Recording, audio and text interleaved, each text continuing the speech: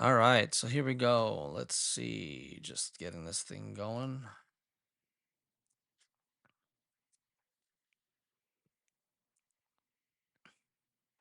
All right, so today we're going to be going over what are some of the wealth building strategies that the wealthy have actually used for them to get their net worth. So, the first one here basically is just entrepreneurship. So I know that many ultra wealthy individuals they've actually built their fortunes from starting and growing successful businesses.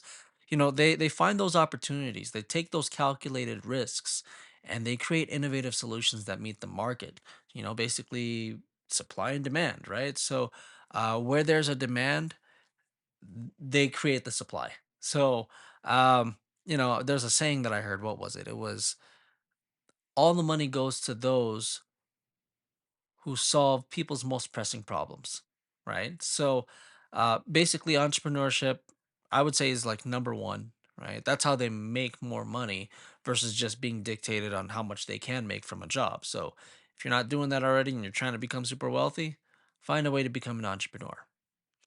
Now, second thing here is investing. Now, they started investing wisely, diversifying their portfolio, and basically, they didn't just put it in products, right? It's not just about what product you're investing in, it's about the key strategy that you're using. Ultra wealthy individuals, they use like stocks, real estate, sometimes they're venture capitalists, you know, they use private equity.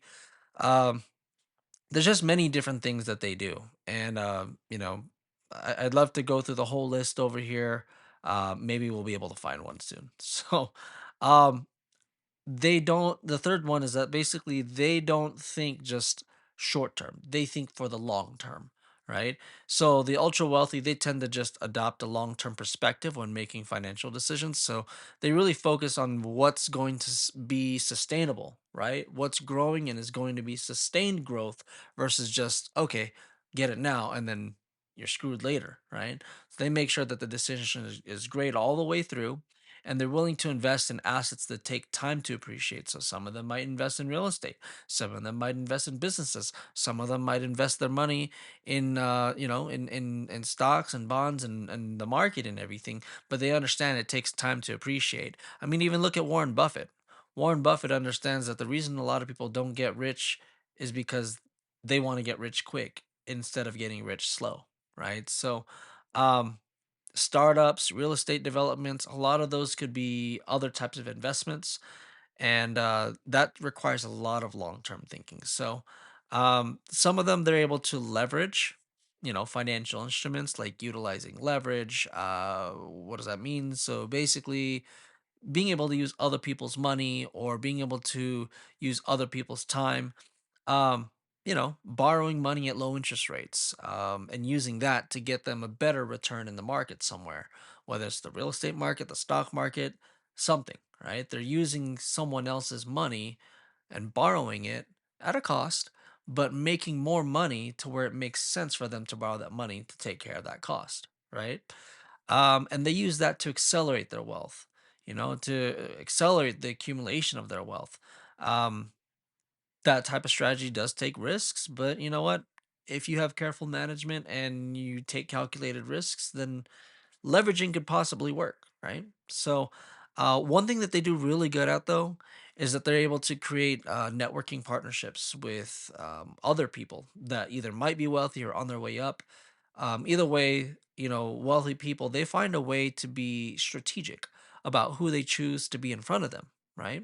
So sometimes they'll find the person that knows a guy that knows a guy, and they'll get what they need for that time being. They'll probably still remain friends, but that close friends, that partnership, they have to figure out how to do that, and they build strong networks, they form strategic partnerships, so that way it opens doors for them for those opportunities, right?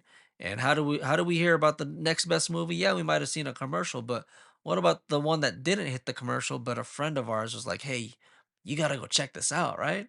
Well, that's the same thing, networking, partnerships, and being able to see new opportunities.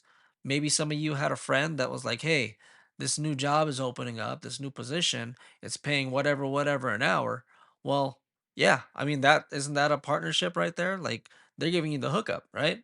So, um, When they have those opportunities and they have those networks, it actually gives them access to more capital. And that capital is what they can use to invest into things. And basically, they create valuable connections along the way that contribute to wealth creation, right? Now, the other thing is that they are continuously always learning, right? So, ultra wealthy people, they prioritize education and personal development. They say the best investment is actually in yourself versus, something else like real estate or whatever, because who's the one that's going to be putting in all the work? Who's the one who has to talk to all the people? Who's the one who has to think, right? Well, it's that person. So if they have stinking thinking, well, then that sucks. They're probably not going to get the results, right? But, again, there's anomalies. I get it.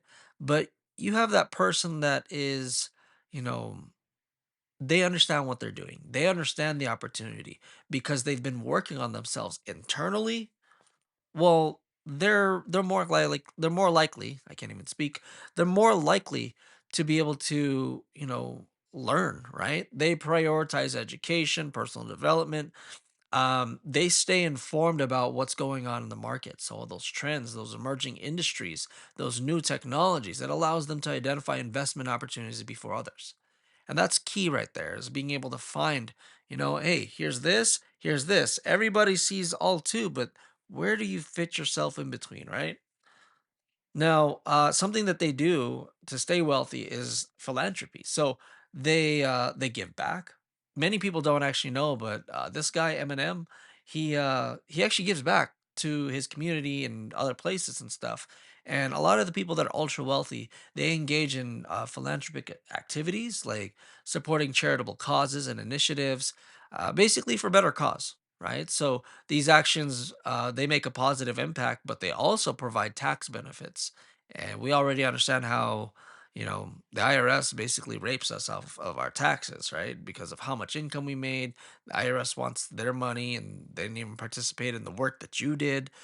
Anyway, wealthy people understand the tax code. And the funny other thing is, you'd probably even see there. You guys remember when Trump and Hillary were debating against each other? um Dave Chappelle actually said something about it, and you could look it up. But yeah, these wealthy people, they understand the tax code. um but yeah, I mean, those are just seven different strategies. It's worth noting that these strategies, they're not guaranteed to lead to wealth, right?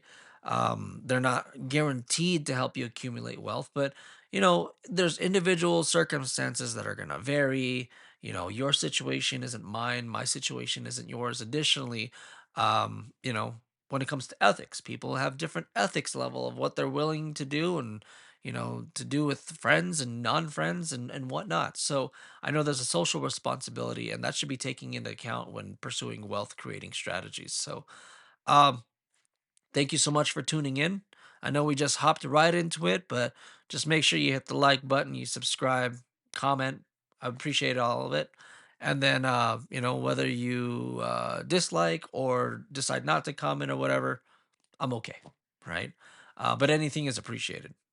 So, until the next time, see you then.